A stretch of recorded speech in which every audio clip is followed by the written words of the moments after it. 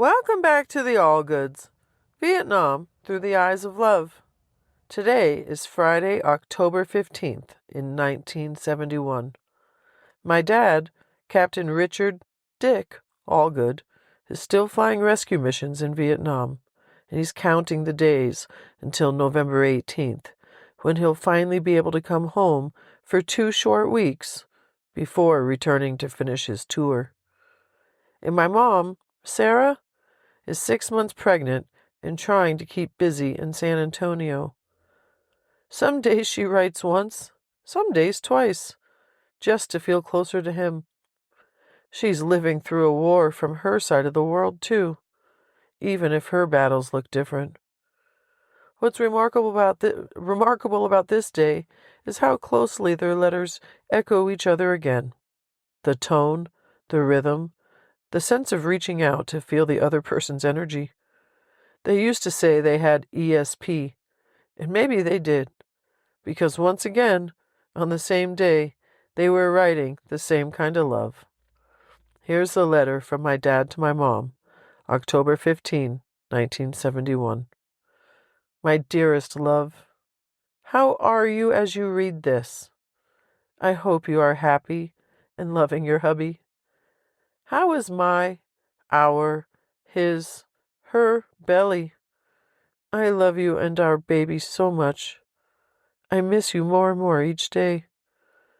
I think back to Hawaii, and it seems like a year ago. I hate to write and relive our time there because it really makes me homesick. But I tell you that it was the best honeymoon with my wife that I could ever imagine. I think back on 1 week of love and entire devotion. And I am really so proud to be your hubby. I am the luckiest man alive. I was off again today. Pi was busy as a bee getting ready to go on leave. I think I told you that his wife made him bring all his civilian clothes with him to Vietnam. Well, he had to take them all home. He said all day, I better pack neat. Honey will inspect and have my ass if these clothes are wrinkled. I had to laugh. My pretty wife would never do that to me, would you? We went to the club for a sandwich, went back to the hooch to get Ken, then to the detachment. Ken and I came back to the hooch, then I called, and we took him to the airplane. We went to Saigon today to catch the Pan Am flight tomorrow morning. Baby, I can't wait to be in your arms again. Don't forget now, 18 November. My schedule will put me there around midnight the 18th. I'll let you know the definite time after I get the ticket, okay? I love you, precious darling. Are you still my little chickadee? Ha, I know you are. I got 1 letter today. Boy, that was a welcome sight. I think the holiday messed up my mail. I hope you are still getting yours on time. I love you with all of my heart. Ken and I are on alert tomorrow. We will be working together for a few weeks. When you read this letter, I will be home in less than a month. How about that? Baby, take the best care. Don't overwork. I'm not lecturing, but I don't want you uncomfortable. I love you with all of my heart. Kiss plus hug. Love, Dick. Oh, ma'am. While my dad was laughing with Pi and counting down till November 18th, my mom was home in San Antonio, doing something that became her habit on the hardest days. She was writing to him again. She'd already sent 1 letter that morning, but sat down to write again that night because sometimes writing was the only thing that helped. Her words that evening were light and funny on the surface, but you can feel what was underneath. The ache of loneliness, and the way she tried to fill the silence with love. Here's a letter from my mom to my dad, 15 October, Friday. Hi, precious. How about your wife writing 2 love letters in 1 day? Do you think this could just be a little bit of loneliness on my part? The word little just doesn't come close to describing my feelings. I love and miss you so very much. You're the most precious little chickie. How do you like your new writing paper? I think it's sexy. Does it turn you on just a little? I try to select the paper and envelopes that are the correct size for your letterbox. Before the year is over, I bet I go through almost every different type of paper that BX carries. It's fun going through all the boxes, deciding what I think my honey would like. Do you like the way I have the ink to look and match the paper?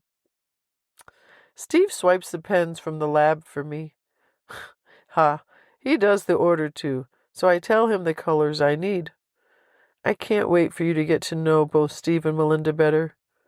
I'm going to miss them living next door.